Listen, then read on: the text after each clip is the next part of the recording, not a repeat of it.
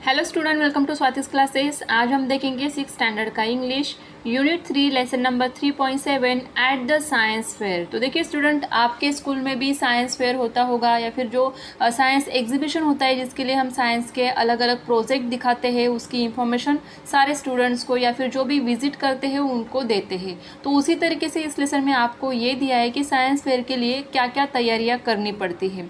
तो यही सारी इन्फॉर्मेशन जो है हम डिस्कस करने वाले हैं। लेकिन उससे पहले अगर आपने चैनल को सब्सक्राइब नहीं किया होगा तो सब्सक्राइब ज़रूर कीजिए। आपको इस चैनल पे 6 स्टैंडर्ड के इंग्लिश के साथ साथ सारे सब्जेक्ट के वीडियोस मिल जाएंगे। तो अभी हम स्टार्ट करते हैं lesson. The science fair at Vidyavardhini School was always an exciting affair. There were a number of stalls, never less than 50, entertainment booths and of course refreshments. तो ये जो स्कूल दिया है इसका नाम है विद्यावर्धिनी स्कूल। और यहाँ पे हमेशा जो भी साइंस फेयर होता है ये काफ़ी एक्साइटिंग होता है। मीन्स कुछ ना कुछ अलग वो लोग करने की सोचते हैं और उनके जो स्टॉल्स लगते हैं वो लेस देन 50 नहीं होते। मीन्स 50 से ज़्यादा ही उनके स्टॉल्स होते हैं। अभी देखिए यहाँ पे स्टॉल्स का मीनिंग क्या होगा कि हर एक स्टूडेंट या फिर जो स्टूडेंट का ग्रुप होता है वो क्या करते हैं, परफॉर्म करते हैं वहाँ पे। जो भी उनका प्रोजेक्ट होता है, जो भी मॉडल होता है उसको एक्सप्लेन करते हैं, लोगों को समझाते हैं कि वो प्रोजेक्ट एक्चुअल में क्या है। तो ऐसे उनके स्टॉल्स कितने लगते थे कि 50 से ज़्यादा। एंटरटेनमेंट से भरा हुआ होता था। रिफ्रेशमेंट्स मीन्स क्या कि यहाँ पे अलग अलग सब्जेक्ट पे वो क्या करते थे, प्रोजेक्ट रखते थे। देयर वेर 2 बेसिक रूल्स, लेकिन उनके 2 बेसिक रूल्स थे। कौन से? 1, everything should be handled by students and 2, everything even the entertainment booths and refreshment stalls had to have a scientific base. कि वहाँ पे जो भी स्टॉल होंगे, भले वो एंटरटेनमेंट के लिए हो, साइंस से रिलेटेड हो या फिर रिफ्रेशमेंट के लिए जो भी उन्होंने स्टॉल रखे हैं वो कैसे होने चाहिए, साइंटिफिक बेस होने चाहिए। ऐसे उनके 2 रूल थे। पहला तो ये कि सारी चीज़ें जो हैंडल होंगी वो स्टूडेंट्स ही करेंगे। और दूसरा रूल क्या था कि चाहे एंटरटेनमेंट हो या फिर साइंस एग्जीबिशन के साइंस प्रोजेक्ट हो या फिर रिफ्रेशमेंट स्टॉल्स हो, सब क्या होंगे, साइंटिफिक बेस ही होने चाहिए। Preparation for the fair began at least a couple of months in advance. 2 महीने पहले ही उनके प्रिपरेशन स्टार्ट हो जाते थे। The first step was brainstorming. The principal invited ideas for the event from students, teachers and event parents. Brainstorming means क्या? First step क्या होता था? ब्रेनस्टॉर्मिंग मीन्स क्या कि जो भी उनका साइंस फेयर होगा उसका सब्जेक्ट क्या होगा या फिर उसके लिए कौन सी नए नए आइडियाज़ वो रख सकते हैं इवेंट में, ये सारी चीज़ें वो डिस्कस करते थे स्टूडेंट्स के साथ, टीचर्स के साथ, इवन उनके पेरेंट्स के साथ भी। A host of ideas poured in. और जो होस्ट होते थे उनके भी आइडियाज़ यहाँ पे होते थे। Luckily many parents not only contributed ideas but also volunteer to help with the planning and implementation of the big event. तो जो पेरेंट्स होते थे वो सिर्फ आइडियाज़ देने का काम ही नहीं करते थे, लेकिन जो उनका इवेंट होता था उसमें भी वो एज अ वॉलंटियर काम करते थे या फिर उनकी हेल्प करते थे प्लान करने में। So a committee of parents and teacher was set up to look after all the work of the fair. तो सिर्फ टीचर्स ही नहीं या फिर स्टूडेंट्स ही नहीं, उनके पेरेंट्स भी जो होते थे स्टूडेंट्स के, वो इसमें ध्यान देते थे। Some student representatives were also taken on the committee to give them a first hand experience of managing big programs like this. तो स्टूडेंट्स जो होते थे, रिप्रेजेंटेटिव जो होते थे, उनकी एक कमिटी बनाई जाती थी और उनको काम दिया जाता था कि किस तरीके से वो सारी चीज़ें मैनेज कर सकते हैं। The committee identified certain themes for the fair. और वो लोग क्या करते थे, थीम्स सजेस्ट करते थे या फिर सोचते थे कि कौन सी कमिटी जो होती थी वो सजेस्ट करती थी या फिर थीम रखी जाती थी कि कौन से थीम पे उनका पूरा जो एग्जीबिशन होगा, जो साइंस फेयर होगा वो रखेंगे। There were plants, animals, properties of substances, energy, form of energy and energy resources, science in our everyday life, latest news from the world of science, ऐसे उनके टॉपिक होते थे। एंड फूड एंड न्यूट्रिशन, कि food कैसे होना चाहिए, nutrition क्या होता है, इन सारे टॉपिक पे वो क्या करते थे, साइंस फेयर रखते थे। Considering the area of the school play ground and the estimate turn out, it was decided to allow 56 stalls in the fair. और वो उन लोगों ने क्या किया था, यहाँ पे डिसाइड किया था कि जितना भी उनका स्कूल प्ले ग्राउंड का एरिया था उसमें 56 स्टॉल्स वो लगाने वाले थे। The stalls were allotted to as many groups of children. और ये स्टॉल जो होते थे स्टूडेंट्स के ग्रुप के लिए दिए जाते थे। Each group selected a topic idea from the chosen themes, जो भी उनकी थीम होती थी। सपोज़ यहाँ पे अगर उन्होंने एनिमल्स का थीम रखा है तो फिर वो लोग उसी टॉपिक पे क्या करते थे, थीम अपना रखते थे, कोई एक टॉपिक चूज़ करते थे किस एनिमल के बारे में वो बोलने वाले हैं या फिर वहाँ पे प्रेजेंट करने वाले हैं। The committee had to make sure that the topics were not repeated, और जो कमिटी होती थी वो लोग ये देखते थे कि टॉपिक हर साल रिपीट ना हो, हर साल कोई ना कोई नया टॉपिक को लेके आते थे। देखिए यहाँ पे पिक्चर में आपको दिख रहा है, तो प्रिंसिपल, टीचर, स्टूडेंट, उनके पेरेंट जो है साथ में बैठ के इन चीज़ों के बारे में डिस्कस कर रहे हैं। और यहाँ पे देखिए जैसे कि आपको टॉपिक्स के नाम भी दिए हैं कि प्रॉपर्टीज ऑफ सब्सटेंसेस है, तो उसके बारे वही उनका थीम होगा और उसके ऊपर ही सब लोग क्या करेंगे, स्टॉल लगाएंगे। लेटेस्ट न्यूज़ क्या होती है, प्लांट्स, एनिमल, जैसे कि यहाँ पे सारे सब्जेक्ट आपको दिए हैं, तो ऐसे टॉपिक पे ही वो लोग अपना साइंस फेयर रखते थे। The young scientist began their work in earnest. They began by collection a lot of information about their topic using their science textbook, their school library and also the internet। तो young scientist में जो सारे student होते थे वहाँ पे, वो students क्या करते थे कि काफ़ी जल्दी ही वो लोग अपने काम पे लग जाते थे, जिसके लिए कि जो स्टॉल लगने वाला है उसका थीम क्या है, सब्जेक्ट क्या है, टॉपिक क्या है, और उसके अकॉर्डिंग जो भी इंफॉर्मेशन उन्हें चाहिए थी वो अपने साइंस का जो टेक्स्ट बुक होता था उससे वो इंफॉर्मेशन लेते थे। स्कूल की लाइब्रेरी में उनको अलग अलग बुक्स मिल जाती थी, और इवन इंटरनेट को भी वो लोग यूज़ करके इंफॉर्मेशन को कलेक्ट करते थे। They share and discuss this information in their groups, और उनके ग्रुप्स बने होते थे, इसके लिए सारे लोग एक साथ उस इंफॉर्मेशन को कलेक्ट करने के बाद पहले डिस्कस करते थे। The next step was to decide the exact activity for their stall. और इंफॉर्मेशन कलेक्ट तो कर ली, तो उसके बाद स्टॉल में एक्चुअली एक्टिविटीज़ क्या करनी है उसके बारे में वो डिस्कस करते थे। Whether they would build and display a model, कि मॉडल उनको बनाना है या फिर उसका पिक्चर या फिर जो चार्ट वगैरह होता है वो डिस्प्ले करना है, इसके बारे में सोचा जाता था। और गिव अ डेमोन्स्ट्रेशन, या फिर ऐसा कोई प्रोजेक्ट है जहाँ पे डेमोन्स्ट्रेशन उनको दिखाना है कि वो मॉडल एक्चुअल में वर्क कैसे करता है, तो वो भी डेमोन्स्ट्रेशन दिखा सकते हैं। और present there project through posters और सिंपली एग्जिबिट अ कलेक्शन, या फिर ऐसा कोई प्रोजेक्ट होगा कि जिसमें सिर्फ उनको पोस्टर दिखाना है, पिक्चर दिखाना है, या फिर एग्जिबिट अ कलेक्शन, कोई कलेक्शन होगा तो वो कलेक्शन वो दिखा सकते हैं। तो पहले वो लोग सोचते थे कि कौन सा टॉपिक होगा, उसके बाद उस टॉपिक से रिलेटेड इन्फॉर्मेशन को कलेक्ट करते थे, उसके बाद वो सोचते थे कि इसका हमें मॉडल बनाना है या फिर सिर्फ पोस्टर लगाने हैं या फिर उनका कलेक्शन उनको दिखाना है। The principal announce that the language, appearance and content of the presentation were all important. तो प्रिंसिपल जो होते थे उनके जो प्रिंसिपल होते थे वो भी हेल्प करते थे कि लैंग्वेज क्या होनी चाहिए, किस तरीके का कंटेंट होना चाहिए, और भी कोई जो इंपॉर्टेंट टॉपिक्स होते थे प्रेजेंटेशन के लिए वो उनको समझाते थे। The language teachers help the young stall holders to make their graphic and oral presentation more effective. तो स्टॉल लगाने के बाद जो है वहाँ पे प्रेजेंटेशन भी आपका अच्छा होना चाहिए, किस तरीके से आपको बोलना है, ये सारी चीज़ें उनके लैंग्वेज टीचर्स जो होते थे उनकी हेल्प करते थे। अभी देखिए ग्राफिक प्रेजेंटेशन कैसा होना चाहिए, तो ये आपको यहाँ पे कुछ पॉइंट्स दिए उसके।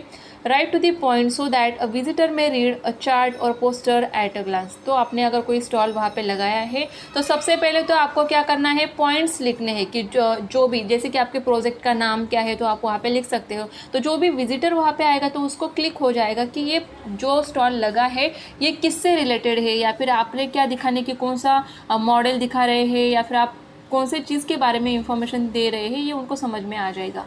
Make a use of bullet points और बुलेट लिस्ट। तो जो भी इंफॉर्मेशन आपके पास है सारे की सारी तो आप पोस्टर में नहीं लगा सकते हो, तो बुलेट पॉइंट्स, कुछ जो मेन इंपॉर्टेंट पॉइंट्स होंगे उनको आप वहाँ पे शो कर सकते हो। Use pictures and diagrams and label them. अगर आपने पिक्चर्स डायग्राम्स दिखाए हैं तो उनको अच्छे से लेबल करना चाहिए, तभी विजिट करने वालों को समझ में आएगा कि कौन से पार्ट का नाम क्या है।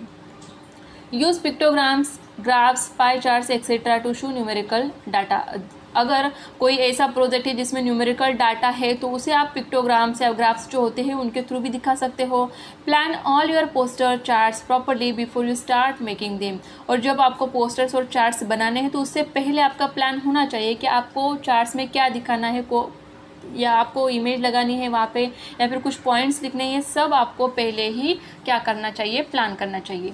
Make a rough mini copy before you begin work on the big final poster और चार्ट। कि अगर आपको कोई चार्ट जो लिखना है या फिर ड्रॉ करना है तो उससे पहले एक मिनी कॉपी, मीन्स आपके नोटबुक में भी एक रफ पेज पे आप लिख सकते हो कि आपको एक्चुअल में वहाँ पे क्या लिखना है। Don't forget to check your spelling, sentence और other errors in the mini copy itself. तो जो आप रफ पेज पे लिखोगे तो वहाँ पर भी आपको चेक करना है कि आपकी कोई स्पेलिंग्स मिस्टेक ना हो, सेंटेंस मिस्टेक ना हो। कई बार ऐसे हो जाता है कि हम लोग जल्दी में कुछ स्पेलिंग हमसे मिस्टेक हो जाता है या फिर कुछ पॉइंट्स रह जाते हैं है। तो ऐसे समय में हम सब क्या करेंगे, सबसे पहले तो चेक करना है कि आपने लिखा क्या है, कैसे लिखा है। Use different colours to highlight important features but use them judiciously, कि आपको जो हाईलाइट्स है या फिर इंपॉर्टेंट फीचर्स पॉइंट्स होंगे उनको अगर आपको हाईलाइट करना है तो आप डिफरेंट कलर्स को यूज़ कर सकते हो, लेकिन ऐसा नहीं कि ज़्यादा ही कलरफुल हो जाए।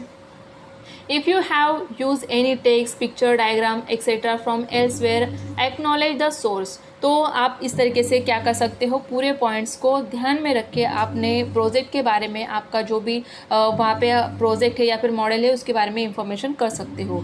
ओरल प्रेजेंटेशन में क्या आएगा, ये दिया था आपको कौन सा दिया था, ग्राफिक प्रेजेंटेशन, किस तरीके से आप पॉइंट्स ध्यान में रख के ग्राफिक प्रेजेंटेशन कर सकते हो। नेक्स्ट है कि ओरल प्रेजेंटेशन, क्योंकि देखिए जब आप साइंस एग्जीबिशन में या साइंस फेयर होता है वहाँ पे आप कोई प्रोजेक्ट या फिर मॉडल आप मॉडल दिखाते हो या फिर प्रेजेंट करते हो तो वहाँ पे आपको बोलना पड़ता है, तो ओरल प्रेजेंटेशन भी इंपॉर्टेंट होता है। तो उसके लिए कुछ पॉइंट्स आपको दिए हैं। द ओरल प्रेजेंटेशन और speeches should be short and to the point, 2 to 3 minutes at the most, कि आपको अगर ओरल प्रेजेंटेशन देना है तो 2-3 मिनट्स में आप सारे पॉइंट्स को कवर कर सको, इतना ही आपका स्पीच होना चाहिए। अगर आप आधे घंटे तक एक्सप्लेन करोगे तो सुनने वाले भी बोर हो जाएंगे, तो इसके लिए 2-3 मिनट्स में आपका सारे पॉइंट्स कवर हो जाएंगे और आपके प्रेजेंटेशन जो है वो आगे जो लोग विजिट करेंगे उनको समझ में आएगा, इतना ही होना चाहिए। They should be directly related to the model, demonstration और specimens exhibit in the stall. आपके स्टॉल में जो भी मॉडल रखा है या फिर जो भी आप एक्सप्लेन करने वाले हो उतना ही आपको बताना है, डायरेक्टली उससे रिलेटेड जो पॉइंट्स है उनको ही आप वहाँ पे बताओ। Be confident when you make a presentation, और जब आप प्रेजेंटेशन दोगे तो आपको कॉन्फिडेंट होना काफ़ी ज़रूरी है।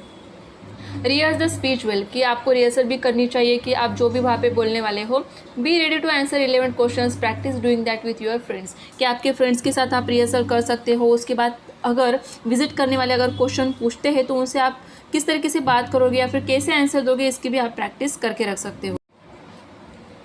Make a use of the visuals और graphics in the stall, point to with the relevant parts when you speak. तो जब आप बोल रहे हो या फिर ओरल प्रेजेंटेशन दे रहे हो तो आपके स्टॉल में जो भी आपने विजुअल और ग्राफिक्स लगाए हैं, चार्ट्स लगाए हैं, उनके पॉइंट्स भी आप क्या कर सकते हो, वहाँ पे बता सकते हो, दिखा सकते हो चार्ट पे आपने किस तरीके से इंफॉर्मेशन लिखी है।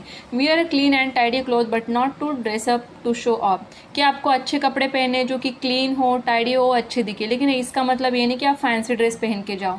B polite, be pleasant when you talk to the visitors, जब आप वहाँ पे स्टॉल में खड़े हो और विजिटर्स वहाँ पे आएंगे तो उनके साथ आपको पोलाइटली बात करनी है। If you don't know the answer to a question say so but later on try to find the answer, तो अगर आपको किसी भी क्वेश्चन का आंसर नहीं आता है तो उस समय अगर आंसर नहीं देते हो तो भी चलेगा, लेकिन बाद में जो है आपको फाइंड आउट करना है कि उस क्वेश्चन का आंसर क्या था। एंड स्माइल, कि जो भी आपके साथ वहाँ पे बात करेंगे, खड़े होंगे आपके सामने, उनको आपको हमेशा स्माइल देनी चाहिए।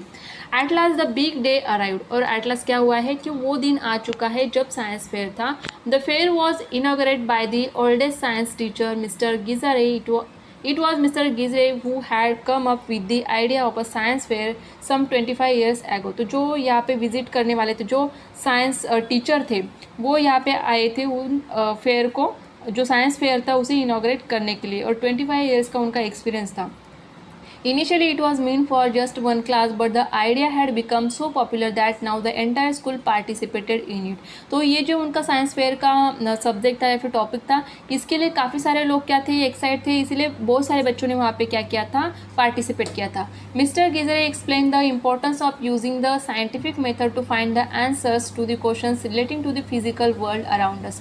तो उन्होंने वहाँ पे काफ़ी अच्छे से इम्पोर्टेंट जो होती है कि हमारे अराउंड साइंस क्या होता है या फिर फिजिकल वर्ल्ड हमारे सामने कैसे है, तो उससे रिलेटेड जो क्वेश्चन आंसर्स थे उन्होंने एक्सप्लेन किए थे। He was happy to see the stalls specially the one that show simple methods of identifying food adulteration. तो सबसे ज़्यादा उन्हें कौन सा स्टॉल पसंद आया था कि फूड अडल्ट्रेशन, फूड ख़राब होता है या फिर उसमें बाकी की चीज़ें मिक्स करके उसकी क्वालिटी को ख़राब किया जाता है, तो उसे आइडेंटिफाई हम किस मेथड से कर सकते हैं, वो स्टॉल उन्हें सबसे ज़्यादा अच्छा लगा था। He appreciated the fact that in most of the stalls visitors could also try out the various science experiments and models. तो कई सारे विजिटर्स ने वहाँ पे ट्राई किया, देखा कि किस तरीके से स्टॉल्स वहाँ पे लगे हुए थे।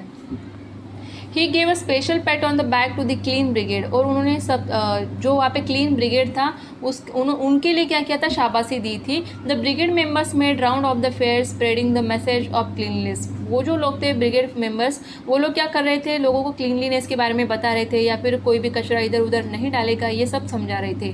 But that was not all, they had वो to keep the school premises spick and span during the fair. लेकिन उन्होंने ये कसम खाई थी कि उनके प्रीमाइसेस को वो गंदा नहीं करने देंगे, या फिर स्पीक एंड स्पैन में साफ सुथरा रखेंगे जब भी ये साइंस फेयर चलेगा। दो they expected more than 1000 visitor and half as many stall holder. तो कई सारे लोग वहाँ पे विजिट करने आए थे। They were a discipline lot, but what with so many activities and experiments going on it was bound to create a lot of litter. लेकिन कितना भी वो लोग ध्यान में रख रहे थे, लेकिन फिर भी जो एक्सपेरिमेंट्स वहाँ पे चल रहे थे उनके कारण थोड़ा बहुत जो कूड़ा कचरा वहाँ पे हो रहा था। They were well equip with garbage cans, scoops, brooms and wipes. लेकिन वहाँ पे कचरा साफ करने के लिए उनके पास कई सारे जो इंस्ट्रूमेंट या फिर टूल्स हम यूज़ करते हैं, गार्बेज कैंस वगैरह, ब्रूम्स, वाइप्स, ये सारी चीज़ें उन्होंने यूज़ की थी। देखिए यहाँ पे पिक्चर में आपको दिख रहा है कि हर एक स्टॉल को उन्होंने नंबर दिया है, और उनका थीम यहाँ पे क्या दिया है, प्लांट्स दिया है। तो हर एक स्टॉल में आपको प्लांट से रिलेटेड, कहीं पे फ्लावर से, फ्रूट से ऐसे दिख रहा है। विजिटर्स जो है वहाँ पे स्टॉल को विजिट कर रहे हैं, यहाँ पे एग्जीबिशन के लिए लोग जो आ रहे हैं वो आपको दिखाई दे रहे हैं। उसके बाद देखिए जो साफ़ सफाई करने वाले वो लोग भी आपको यहाँ पे दिखेंगे। तो इस तरीके से उनका साइंस फेयर था। Let us also take a round of the fair to see some of the highlights the 6th standard children were handling the following stalls. तो कुछ जो स्टॉल्स हैं उनके आपको दिए हुए यहाँ पे pictures. Use of kinetic energy, तो उन्होंने यहाँ पे मॉडल बनाया है। The stall display the model of water mill, water mill कैसे किस तरीके से होता है उसका उन्होंने मॉडल बनाया है फर्स्ट पिक्चर में।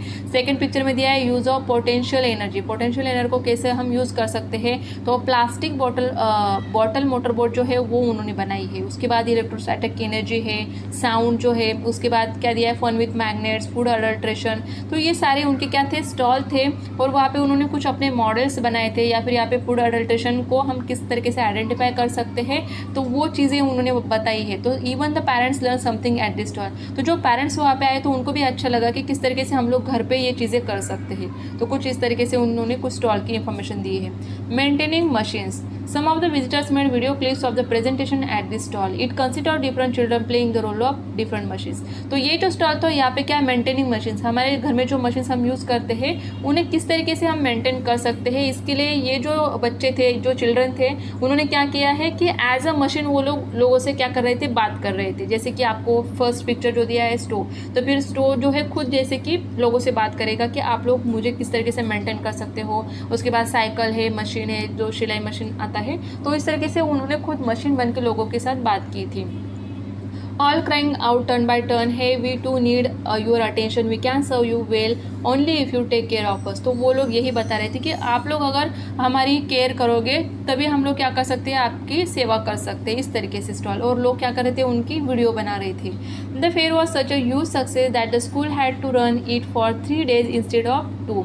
तो यहाँ पे क्या हुआ कि 2 दिन का जो उनका एग्जीबिशन था, फेयर था, वो 3 दिन तक चला। The principal allowed this change in the time table only because it was a truly educational activity. और उनके प्रिंसिपल ने भी वहाँ पे उनको परमिशन दे दी थी, क्योंकि ये एक एजुकेशनल एक्टिविटी होती है जिसमें टीचर्स, स्टूडेंट्स और पेरेंट्स सब लोगों ने क्या किया था, पार्टिसिपेट किया था।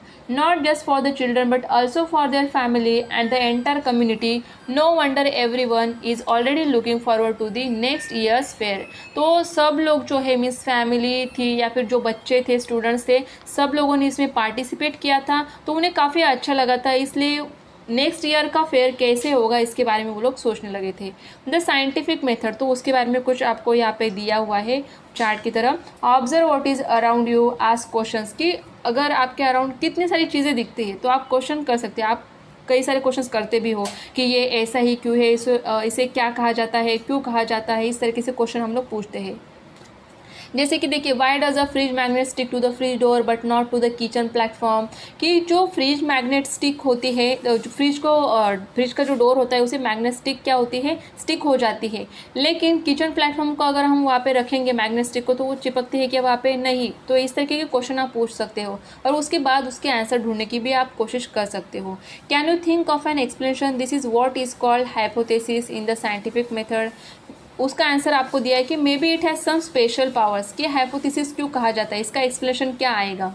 Set up an experiment to try out your hypothesis, इसका आंसर दिया है I will try to stick it to different things, a wall, a tile, a potato, a wooden table, pots and pans, a plastic bottle, a cup. कि आपने यहाँ पे कौन सी चीज़ देखी कि मैग्नेटिक स्टिक जो है वो डोर पे, फ्रिज के डोर पे लग रही है, लेकिन किचन के प्लेटफॉर्म पे नहीं लग रही है। तो ऐसी कौन सी पावर होगी उस चीज़ में या फिर उस फ्रिज में कि वो स्टिक जो है वहाँ पे स्टिक होती है, तो वो आप ढूंढने की कोशिश करोगे। लेकिन कैसे कि आप 2-4 चीज़ें और ट्राई करोगे वहाँ पे, कि दूसरी चीज़ों के ऊपर भी आप स्टिक करके कोशिश करोगे, वहाँ पे स्टिक होती है कि नहीं वो आप देखने की कोशिश करोगे। तो ये क्या होगा कि आपका एक्सपेरिमेंट, कि आपने ट्राई आउट किया उस एक्सपेरिमेंट को अलग अलग चीज़ों के ऊपर, फिर आपको ध्यान में आता है। Record your observation in detail, उसके बाद आप क्या करोगे, ऑब्जर्व करोगे कि कौन से चीज़ में मैग्नेटिक स्टिक जो था वो स्टिक हुआ या फिर नहीं हुआ। देखिए यहाँ पे पिक्चर्स आपको दिए, कई सारी चीज़ों के ऊपर उन्होंने ट्राई किया है।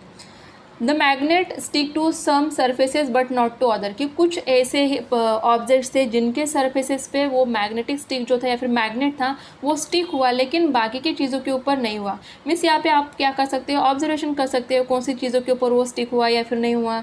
Draw conclusion, do they match your hypothesis, if yes why, if not why not. तो अगर आप यहाँ पे कंक्लूजन जो भी आप निकालते हो तो ऐसा क्यों हुआ, कौन सी ऐसी पावर थी जिसके कारण मैग्नेटिक स्टिक जो है कुछ ही सरफेसेस को स्टिक हुआ, तो उसके पीछे क्या रीज़न था, कंक्लूजन आप निकालते हो तो वो क्यों हुआ। अगर येस है तो फिर वो क्यों हुआ, नहीं होता है तो फिर क्यों नहीं हुआ, इसके रीज़न आप ढूंढोगे। It seem as if some metals objects are attracted to the magnet, they are made of iron और स्टील। देखिए आप कंक्लूजन जब निकालोगे तो कंक्लूजन क्या निकलेगा कि जो मैग्नेट है वो कुछ मेटल्स के जो सर्फेसेस थे या फिर मेटल ऑब्जेक्ट्स थे उनके ऊपर ही स्टिक हुआ, लेकिन बाकी की जो चीज़ें थी उनके ऊपर नहीं हुआ। जैसे कि कोई रबर की चीज़ें तो वहाँ पे नहीं होगा, अगर आपका कबर्ड जो है मेटल का बना हुआ है तो उसके ऊपर स्टिक हो जाएगा। मीन्स मेटल के ऑब्जेक्ट के ऊपर ही मैग्नेट जो है स्टिक हुआ या फिर अट्रैक्ट हुआ उसके तरफ।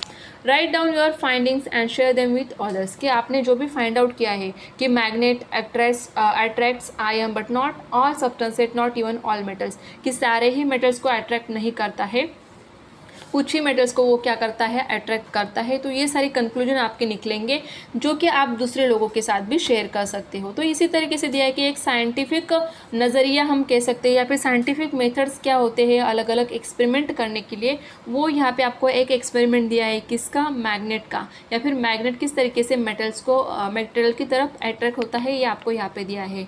तो आई थिंक पूरा लेसन जो है आपको अच्छे से समझ में आया होगा कि आपके स्कूल में भी जब साइंस एग्जीबिशन होगा तो ये सारी चीज़ें आपके दिमाग में आ जाएगी और इससे आपको हेल्प होगी। तो अगर आपने अभी तक चैनल को सब्सक्राइब नहीं किया होगा तो सब्सक्राइब ज़रूर कीजिए, और वीडियो अगर आपको अच्छी लगती है तो वीडियो को लाइक ज़रूर कीजिए।